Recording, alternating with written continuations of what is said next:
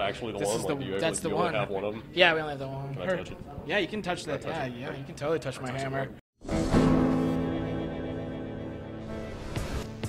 Hey, what's up, everybody? It is almost time for the Halo Reach multiplayer beta. So we have gone all the way to Bungie Studios, and I'm joined by the internet's own Luke Smith. How are you doing, sir? I'm doing good. Thanks for having us. Yeah, absolutely. Thanks for No, visiting. thank you for having us. you- 'cause we you are made the in big your flight. house. We are in your house right now. Yeah. You are a designer at Bungie Studios. I am. How's life?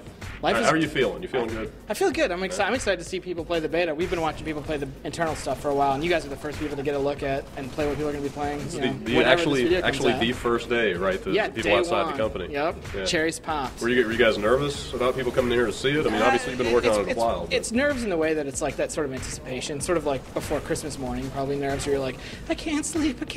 Right. Oh, I hope they like it. Like that sort of thing. Yeah. I mean, we obviously, we take all the feedback really seriously, and it's really important to us to get as many people playing the game as possible. Cool. So, as a designer on the multiplayer, I want to ask you, what are just sort of the core tenets of Halo Reach's multiplayer? Like, what have you guys added on to the core formula, and how are you kind of elevating or taking it to the next level? I think one of the things we're doing in Reach is sort of a refinement. Like we took some of the lessons we learned from equipment in Halo 3, some of the problems that were presented with things like the bubble shield, and equipment in general was really not. It didn't read very well on a player. You never knew if a guy had the regenerator or, you know, if he had the power drainer. Instead, this thing would just pop out of him, and that was sort of upsetting and frustrating to some people. So with armor abilities, we've added ways for you to identify what abilities people are going to have. A guy's running at you, you're going to actually see him animating and sprinting. You're going to know that guy has sprint. The guy has jetpack. You're going to see the pack. You're going to see the flame contrails, all of that. It became really important to us to make sure that people understood what armor abilities were on a given player at a given time. And so that's one of the big overarching changes to the sandbox that Sage and Josh, our sandbox designers, have put a lot of time in tuning. Another really significant change is we've changed bullet projectiles in weapons. In Halo 3, they were like real-time distance traveling bullets, so you'd have to lead and aim with a weapon like the battle rifle, which from Halo 2 was an instant hit weapon, which meant if you have red reticle on a player and fire, it's going to hit directly and instantly every time. In Halo Reach, we're going back to that instant hit mechanic, which is, it feels a little bit better through networking. It's a little bit more predictable, and as a result, a little bit easier to use. So, you guys have made what I predict may be some sort of divisive changes to the Spartan and Elite dichotomy. I mean, they're actually, they function differently now. Can you kind of tell us what the differences are and what was the philosophy behind that? So, in Halo 2 and Halo 3, Bungie took a pretty decent stab at trying to balance the Spartans and Elites with parity in mind. We wanted to play them to be equal. That went over with varying degrees of success. Some would say unsuccessfully. I think we would say unsuccessfully. At least you're honest. Yeah. In Reach, what we're doing is we're taking the Elite and the Spartan, we're separating them. We're separating them in a number of ways. One of the ways, if you just look at them next to each other, the Elite is massive. If you crouch as the Elite, you're still about as tall as the Spartan. He's incredible and he's imposing. He's also incredibly quick. He's fast, he's almost as fast as a Spartan sprinting, just at default run. You won't really notice that in Invasion because you're playing the Elite in this big, huge open space in the Boneyard. But when you play as the Elite in a smaller space, you're like, oh my god, I'm flying around, this is crazy.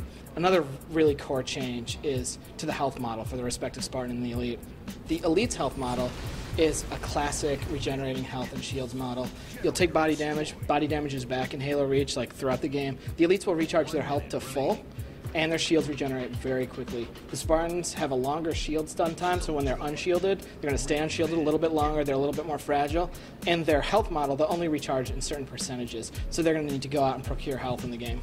So, I know you're not quite as cute as Aisha Tyler, but I'm hoping that you can give me just kind of a quick top-down rundown of what's in this beta. Oh boy, what is in this beta? Yeah. There's a bunch of stuff in the beta that we've talked about and we've looked at today. The first thing we looked at this morning was Network Test 1. This is a 3v3 Spartans versus Elite game modes. Spartans are going to protect the generators. It's the Elite's job to destroy the generators. Loadouts are present. That's another major sandbox change that we didn't talk about earlier. Loadouts are the ability to select your weapon and your armor ability before the game and every time you die. Another thing that we played today, we played on 2 maps, Sword Base and Powerhouse. These are our sort of arena-style, like party game maps. This is where you're going to play playlists like Grab Bag, where you're going to have Flag, Stockpile, one of the new game modes that we played today, which is, we're describing as like crazy capture the flag. Capture flags, take them to a point, flags get collected, get points for it. Headhunter is another one of our new offerings that's going to be in the beta. Kill a guy, a skull's going to shoot out of his head, collect the skulls, take your skulls to the point. You can play that in both team games and free-for-all. 5 minutes remaining. Skull. One thing that we're not playing today, because it's matchmaking only, but we feel like it's going to be a pretty big part of the beta, is something called the Arena. Of course, we're not issuing Slayer in the public beta. And in fact, we're going one better and introducing this thing called the Arena, which is competitive, highly focused Slayer that's going to introduce a brand new rating system, something proprietary that we've worked on. One of the analogs that we've come up with when we've been thinking about it, it's sort of like the quarterback rating in the NFL. We want a way to evaluate you as an individual and you as an individual in the context of your team's performance. That's what the Arena is about. It's all about competitive Slayer. We know that there's a huge audience. We're not overlooking you guys. Like, we're right there. We want to support Slayer, and we also want to keep supporting the party game. And another thing in the beta, see, there's a lot. Like, I'm getting tired. Another thing in the beta is Invasion. Invasion is this brand new game type. The map we're going to be playing on, Boneyard, is custom built for Invasion. It's Spartans versus Elites. On Boneyard, the Elites are going to be infiltrating a Spartan base with the ultimate objective of taking the Spartan navigational core to a platform where they're going to be picked up and ushered off by phantoms. And the Spartans are going to be trying to stop the Elites. It's a multi-phase game where in each phase of the game, the loadouts get bigger, better, and it's crazy. It's crazy vehicle hijinks, huge weapons, massive explosions. So the loadouts are one of the things I've seen so far since we've been playing this morning that kind of give you the best chance to sort of tweak out and customize your play style. You've got stuff like, kind of stealth camo, invisibility, dashing, dodging, jetpacks. Yeah. There's like a kind of an energy armor shield ability. Is that the extent of the sort of armor abilities in the full game, or is this just kind of a taste of it that we're getting in the beta? It's certainly the extent of the armor abilities in the public beta. Okay, fair enough. Absolutely. Yeah. You'll be using Sprint, Evade, which is Covenant exclusive. Sprint is Spartan exclusive. Armor Lock is Spartan exclusive. Camouflage, which is Elite exclusive, and Jetpack, which is shared because everyone likes flying. Everybody should have jetpacks. It's amazing watching people play internally and in the alpha and the internal beta. First thing people do, they're like, "Oh, jetpack!" Like, everyone wants to live out their little Rocketeer fantasy, and they're all like, "I want a jetpack." So you're campaigning on the jetpacks for all platforms? Listen, I'm not campaigning for anything. I love Armor Lock. Armor Lock's what I use. It's like being a Jedi. Yeah. Like, oh, it's a grenade.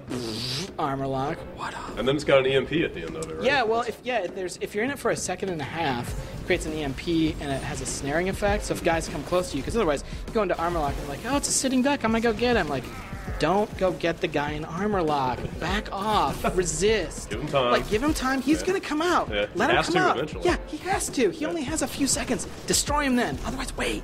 Be patient. Have patience. A whole bunch of the stuff we're showing in the beta is just like just a little taste. Well, right. Just little morsels. Wait till holiday for the we're gonna be full feasting people this fall. They're gonna be open up, just taking it. It's gonna be good. We'll be pouring Halo Reach all over their heads. Yeah, we're gonna be pouring Halo all over faces this fall. It's gonna be amazing.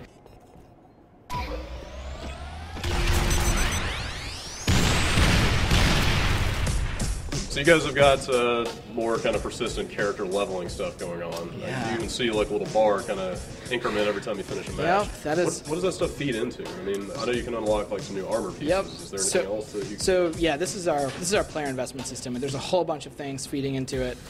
In the beta, things that we're going to be looking at are things that we're calling commendations, which are persistent, sort of aggregated. They're like medals, but they're for very specific actions that we think are totally cool and okay for you to repeat. These are going to, every time you do this action, like get a headshot, you're going to get credits. The time you spend in a game, we're going to give you credits. And all of that's moving you through this long, persistent path of leveling up your character. As your character levels up, you can acquire new armor. In the beta, there's a very, very, very small sampling in terms of armor of what's going to be in the final game. Also, obviously you're not going to experience this because it's in the beta, but you're going to earn credits in any gameplay mode in the game. So you're a campaign-only kind of guy. Like, if you just like playing campaign, you're still earning credits. You're still going to progress down this path. You like playing campaign co-op with Gertz, like that's your thing. Like, you guys like to like wear special pajamas and play Halo together at night. That's cool. You're still going to leave our personal business out of this. You're still going to earn credits the whole way, and you're going to be leveling up. We wanted to have a really single, persistent identity. One of the sort of the cool feathers in this cap is our engineers have done a bunch of work so that Spartan that you create, like that version of Noble 6 that is you, Brad Shoemaker. When you see that guy in the campaign, that's you. It's your customized guy. In the cutscenes, all the crazy stuff, it's going to be the guy that you've set up. So Noble 6 goes both ways, is what Noble's, you're saying? yeah, Noble 6 goes a lot of ways, man. If you want a pink armored Noble 6 with a kitty emblem, you can have that. Yeah, and then in the cutscene, like, these guys are going to be like, how's it going, Noble 6? And you're going to be like, it's going sweet. Destination, move.